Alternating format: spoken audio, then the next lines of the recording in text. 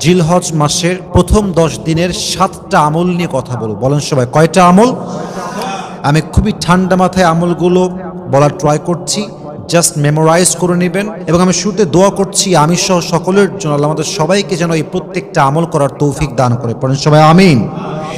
1 নম্বর আমল হচ্ছে জিলহজ মাসের প্রথম 10 দিন আমরা বেশি বেশি তাসবিহ পাঠ করব, তাহমিদ পাঠ করব, তাহলিল পাঠ করব, তাকবীর পাঠ করব। তাকবীর মানে হচ্ছে আল্লাহু আকবার, তাসবিহ মানে হচ্ছে সুবহানাল্লাহ, তাহমিদ মানে হচ্ছে আলহামদুলিল্লাহ, তাহলিল মানে হচ্ছে লা ইলাহা ইল্লাল্লাহ। এই 4টা জিকির যদি বেশি বেশি করেন, কোরআন কি বলছে? আল্লাহ তাআলা বলেন আলা বিযিকরিল্লাহি তাতমাইন্নুল কুলুব। তুমি যদি তোমার মনের শান্তি পেতে চাও, মনের যে সুকুন, if you wanna get the mental peace of your heart, যদি তুমি তোমার মনের প্রশান্তি খুঁজে পেতে চাও, মানসিক শান্তি খুঁজে পেতে চাও, তবে অবশ্যই রবের স্মরণ বেশি বেশি করো।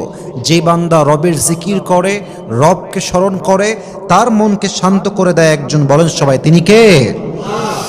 2 নম্বর আমল, জিলহজ মাসের প্রথম 10 দিন রোজা রাখা। এটা খুব গুরুত্বপূর্ণ একটি আমল, এবং বিশেষ করে এই 9 দিনের রোজার মধ্যে সবচেয়ে গুরুত্বপূর্ণ রোজা হচ্ছে আরাফার দিনের রোজা।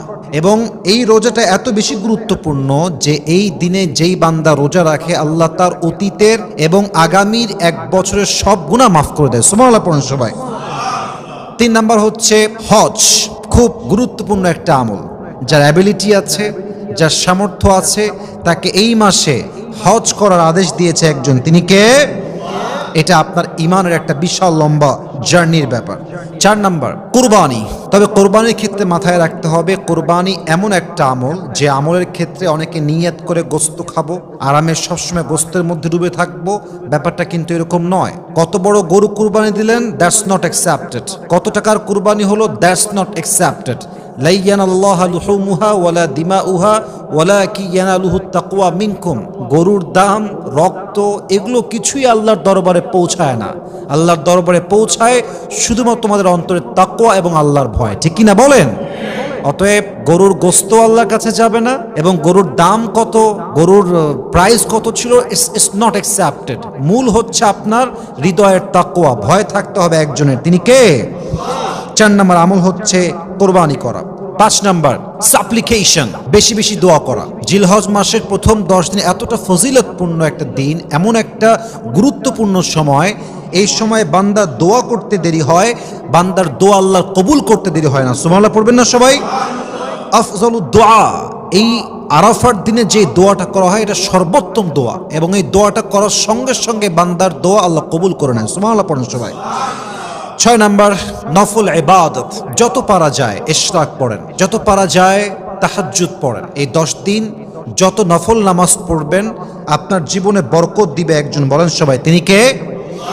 এবং হাদিসে আসছে, এটা খুবই সুন্দর একটা হাদিস, জিলহজ মাসের প্রথম 10 দিন যেই বান্দা নফল ইবাদত করে সময় কাটায়, আল্লাহ তার জীবনটাকে রহমত দ্বারা ভরপুর করে দেয়। সুবহানাল্লাহ পড়েন সবাই। অতএব 6 নাম্বার আমল হচ্ছে আমরা বেশি বেশি নফল ইবাদত করব, নামাজ পড়ব। 7 number, and that is the last one, final one, অবশ্যই জিলহজ মাসের প্রথম 10 দিন আমরা সবাই বেশি বেশি কোরআন তেলাওয়াত করব। কোরআন তেলাওয়াত এমন একটা দামি আমল, বান্দা যখন কোরআন তেলাওয়াত করে মনে হয় যে বান্দা দুনিয়াতে বসে বসে জাস্ট মুখ নাড়িয়ে নাড়িয়ে তেলাওয়াত করছে, বাট ব্যাপারটা এক্স্যাক্টলি এমন নয়।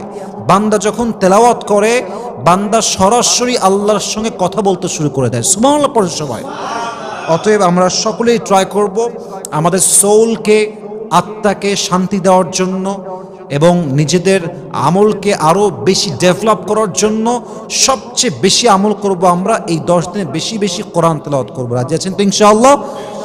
আমি যে 7টা আমল বলেছি, আল্লাহ তাআলা আমাদের সবাইকে এই 7টা আমল অনুযায়ী পরিপূর্ণরূপে অ্যাপ্লাই করার তৌফিক দান করুক। পড়েন সবাই আমিন।